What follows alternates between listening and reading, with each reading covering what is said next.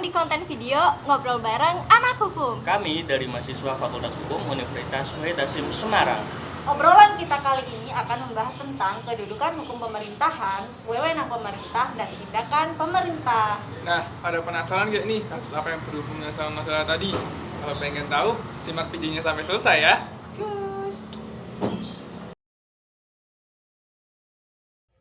Nama saya Devira. Di sini saya akan menjelaskan materi yang pertama, yaitu kedudukan pemerintah dalam hukum. Sebelum itu, kita harus mengetahui terlebih dahulu bahwa hukum itu dibagi menjadi dua. Menurut Ulpianus, beliau merupakan ahli hukum Romawi. Beliau berkata bahwa hukum itu terbagi menjadi hukum publik dan juga hukum privat. Kalau misalkan hukum privat itu adalah hukum yang berkenaan dengan mengatur kewenangan masyarakat atau mengatur kesejahteraan masyarakat.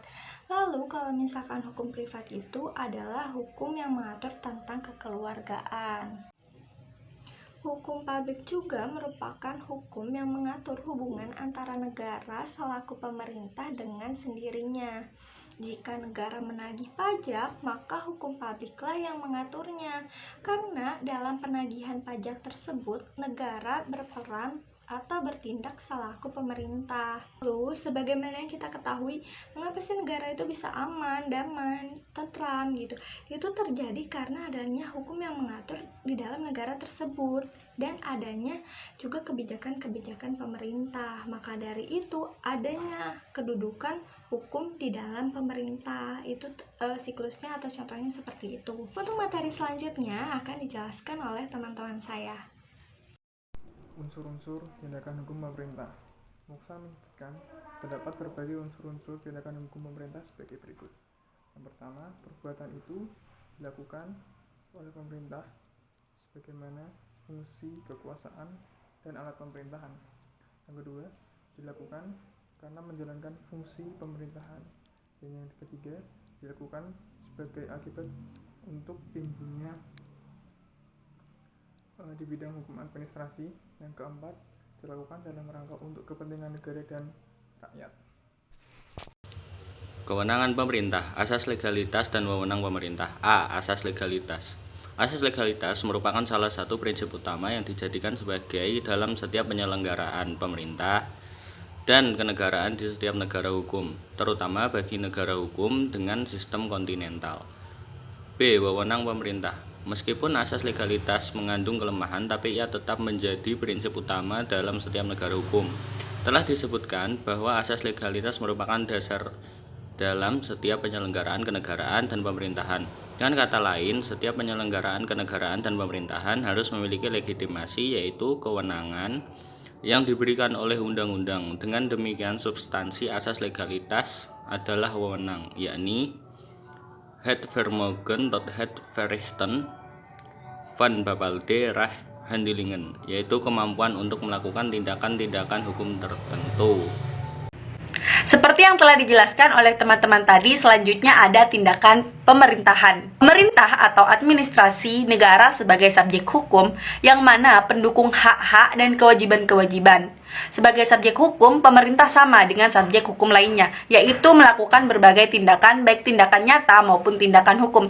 Nah, tindakan nyata dan tindakan hukum ini berbeda ya teman-teman. Tindakan nyata adalah tindakan-tindakan yang tidak ada relevansinya dengan hukum, oleh karenanya tidak menimbulkan akibat-akibat hukum. Sedangkan tindakan hukum adalah tindakan-tindakan yang berdasarkan sifatnya dapat menimbulkan akibat hukum tertentu. Ternyata istilah tindakan hukum ini semula berasal dari ajaran hukum perdata yang kemudian digunakan dalam hukum administrasi negara, sehingga dikenallah istilah tindakan hukum administrasi. Nah, teman-teman, tahu tidak sih apa sih yang dimaksud dengan tindakan hukum administrasi? Benar sekali, yaitu suatu pernyataan kehendak yang muncul dari organ administrasi dalam keadaan khusus untuk menimbulkan akibat hukum dalam bidang hukum administrasi negara. Selanjutnya ada unsur-unsur tindakan hukum pemerintahan yang memiliki pengertian. 1. Perbuatan itu dilakukan oleh aparat pemerintah dalam kedudukannya sebagai penguasa maupun sebagai alat perlengkapan pemerintahan dengan prakarsa dan tanggung jawab sendiri. Yang kedua, pengertiannya perbuatan tersebut dilaksanakan dalam rangka menjalankan fungsi pemerintahan. Dan yang ketiga, perbuatan tersebut dimaksudkan sebagai sarana untuk menimbulkan akibat hukum di bidang hukum administrasi negara. Selanjutnya ada macam-macam tindakan hukum pemerintahan, yaitu hukum private atau hukum publik. Nah, bagaimana sih cara untuk menentukan apakah tindakan pemerintahan itu diatur oleh hukum private atau hukum publik? Adalah dengan melihat kedudukan pemerintah dalam menjalankan tindakan tersebut. Jika pemerintah bertindak dalam kualitasnya sebagai pemerintah, maka hanya hukum publiklah yang berlaku. Sebaliknya, jika pemerintah bertindak tidak dalam kualitas pemerintah, maka hukum private lah yang berlaku. Dengan kata lain, ketika pemerintah terlibat dalam pergaulan keperdataan dan bukan dalam kedudukannya sebagai pihak yang memelihara kepentingan umum, ia tidak berbeda dengan pihak swasta, yaitu tunduk pada hukum private. Selanjutnya ada karakteristik tindakan hukum pemerintahan, yaitu bahwa perbuatan hukum yang terjadi dalam lingkup hukum publik selalu bersifat sepihak atau hubungan hukum bersegi satu. Nah, teman-teman di sini udah pada tahu kan pengertian dari kedudukan pemerintah dalam hukum, kewenangan pemerintah, dan juga tindakan pemerintah. Kali ini kita bakal ngebahas kasus yang berhubungan dengan 3 materi tersebut. Kasusnya adalah pernikahan beda agama staf khusus Presiden Jokowi yang bernama Ayu Kartika. Nih, menurut tanggapan teman-teman tentang kasus tersebut itu gimana sih? Coba-coba dari Vanira. Gimana sih pendapat kamu tentang kasus tersebut? Bener banget ini Vira, emang lagi marak-maraknya sih dalam dunia permedsosan ya kan. Menurut saya, kedudukan perkawinan dalam sistem hukum di Indonesia adalah tidak sah. Undang-Undang Perkawinan Nomor 1 Tahun 1974 Pasal 2 Ayat 1 mengungkapkan perkawinan adalah sah apabila dilakukan menurut hukum masing-masing agama dan kepercayaannya. Dalam aturan itu disebutkan dalam satu pasal perkawinan sah itu menurut agama dan keyakinan masing-masing, yang artinya perkawinan itu memang perkawinan. Nah, bener banget tuh apa yang dikatakan sama Vanira tadi tentang kasus ini. Coba kalau menurut Faras, gimana sih tanggapannya tentang kasus ini? Benar tuh apa yang dikatakan sama Vanira. Dalam Undang-Undang tahun 74 Pasal 2 Ayat 1 jelas menerangkan bahwa pernikahan itu harus dilaksanakan secara agama bukan berbeda-beda agama. Diketahui, Ayu dan Gerald menjalani pernikahan secara 2 cara yang berbeda. Yang pertama, yakni dengan cara Islam di Hotel Borobudur, dan yang kedua dengan cara Katolik di Gereja Katedral. Ayu menggelar acara di Hotel Borobudur, Jakarta sekitar pukul 7.30 pagi, lalu dilanjutkan pada pukul 10 untuk misa pemberkatan di Gereja Katedral Jakarta. Nah, pernikahan ini tuh dilaksanakan secara langsung di channel Ayu Kartika Dewi. Nah, teman-teman udah ada yang nonton belum di channelnya Ayu Kartika Dewi? Udah ada yang nonton belum tuh teman-teman?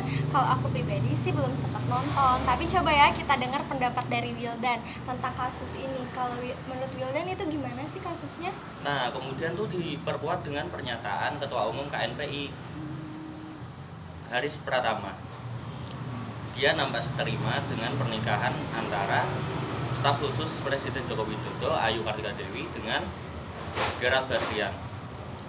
Seharusnya sebagai staf khusus Presiden Joko Widodo, Ayu Kartika Dewi mengerti akan konstitusi dan hukum tentang perkawinan beda agama. Oh, berarti si Haris Pratama menentang ya tentang pernikahan beda agama di Indonesia. Karena memang banyak juga yang tidak setuju dengan adanya pernikahan beda agama. Lalu kita juga harus cari tahu dan ngulik-ngulik bagaimana sih kebijakan pemerintahnya, kewenangan pemerintahnya, dan tindakan pemerintahnya. Takutnya karena banyaknya orang yang menikah dengan berbeda agama, nanti akan dibuatkan undang-undang tentang pernikahan beda agama. Yang digunakan bagaimana? Apakah undang-undang perkawinan tidak digunakan? Apakah memang masih ada celah dalam aturan Mahkamah Agung? Dan secara agama bagaimana? Karena di pernikahan tentu akan syarat hukum-hukum agama. Dan apakah masih bisa dicatatkan dalam aturan administrasi negara?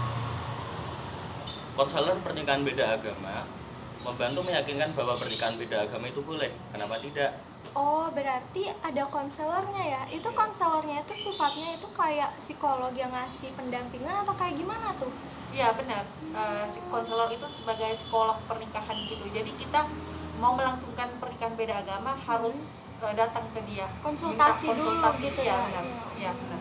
Ternyata ada ya konselor dalam pernikahan beda agama.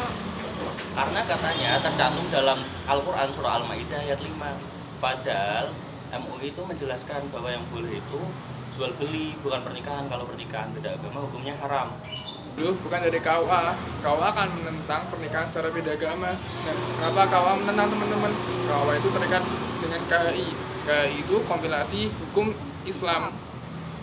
Di pasal 5 tentang larangan perkawinan beda agama, tentang larangan perkawinan, pada pasal 40C disebutkan bahwa laki-laki muslim dilarang menikah dengan wanita non-muslim. Sebaliknya, dalam pasal 40, wanita muslim dilarang menikah dengan laki-laki non-muslim. Nah, biasanya tuh kan kalau udah nikah kayak gitu pasti kita punya buku nikah dan bikin kartu keluarga. Tetapi kalau menurut Disduk Capil atau Dinas Kependudukan dan Pencatatan Sipil, pernikahan yang beda agama itu boleh loh ternyata memiliki kartu keluarga dengan syarat harus mempunyai surat rujukan dari pengadilan. Jadi mereka berdua tuh ke pengadilan dulu, baru kalau pengadilan memperbolehkan mereka akan ke Disduk Capil untuk membuat kartu keluarga. Tetapi ada juga pendapat yang berbeda tentang hal tersebut. Kalau menurut Mahkamah Agung, orang yang berbeda agama itu tidak bisa mempunyai kartu keluarga karena pernikahan beda agama itu bukan hal yang lazim gitu di Indonesia. Maka dari itu, kalau misalkan mau punya kartu keluarga, mereka sebaiknya atau lebih sarkas sedikitnya ya udah salah satunya keluar aja gitu dari agama masing-masing dan menganut agama salah satunya. Maka dari itu agama bisa mensahkan pernikahan mereka tersebut dan mereka bisa mempunyai kartu keluarga. Ya masa dong gitu abis nikah mereka nggak punya kartu keluarga, nanti kalau misalkan punya anak kayak gimana gitu. Nikah beda agama itu banyak hal yang harus kita siapkan dan banyak hal yang menentang gitu. Selain dari kebijakan hukum, kebijakan pemerintah, wewenang dan tindakan, ini juga sedikit menyinggung tentang hukum administrasi negaranya, bagaimana nanti surat menyurat dan hal-hal lainnya yang akan kita dapatkan. Nah, benar banget. Seperti hasil dari hukum pernikahan itu bagaimana tentang harta warisnya, ya kan? Soalnya kan pernikahan beda agama itu si anak tidak akan mendapatkan harta waris karena dalam hukum Islam pernikahan beda agama tidak sah. Jadi anak tersebut tidak boleh mendapatkan harta waris. Terus kalau misalkan ada nih orang yang berpendapat tentang lalu apa bedanya pernikahan beda agama dengan pernikahan siri itu apa bedanya? Kalau itu beda lagi karena pernikahan siri itu sah tapi tidak secara hukum. Tetapi sahnya memang secara agama. Ya, benar. Agama itu sama pernikahan beda siri itu tidak bisa digabungkan karena memang beda. Kayak minyak dan air tidak bisa disatukan. Mencari jawaban di antara mereka tuh tidak boleh digabungkan. Jadi beda nikah siri itu satu, nikah beda agama itu satu. Karena nikah siri itu biasanya sama agamanya. Iya. Kebanyakan Mereka, di Indonesia mereka cuma nggak dapat pengakuan dari hukum aja kan, tapi kan mereka tercatat di agama KUA. Tidak tercatat di KUA karena kan tidak di KUA itu kan untuk jalur hukum. Jadi mereka cuma melalui perantara ustaz gitu. Tidak melalui jalur hukum seperti KUA. Iya, berarti sahnya memang dalam secara agama Islam saja. Iya, tidak dengan hukum di Indonesia. Anak yang mereka hasilkan nanti pun anak sah mereka kan berarti. Iya, tapi mereka juga tidak mendapatkan, si anak tidak akan mendapatkan harta waris karena tidak tercantumkan dalam perkawinan yang sah secara hukum.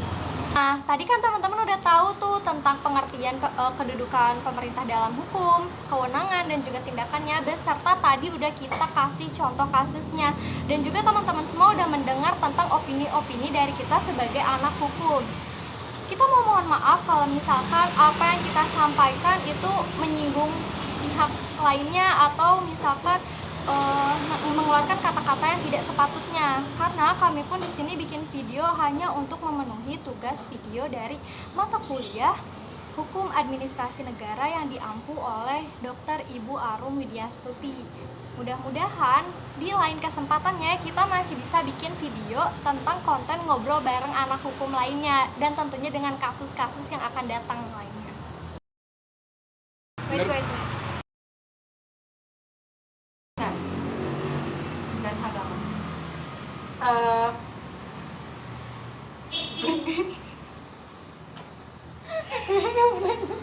Adalah tidak sah. Undang-Undang nomor salah guys, salah lagi. Undang-Undang perkawinan nomor. Ayu. Dan yang kedua, dengan cara Katolik secara dengan agama. KI. Nah, apa itu KI teman-teman? KI itu kompilasi hukum Indonesia. Islam ya? Sorry ya Allah, bener loh. Nanti kalau misalnya punya anak kayak gimana gitu, dan lagi pula untuk apa ya, Boleh, kenapa tidak? taruhkannya mau nimbal. Oh iya, udah ngomong lagi. Sekian dari kami. Terus gimana? Pada kok diem aja? Nggak tahu mau apa. Oke. Ya udah. Dah. Segitu ya, dah. Dah.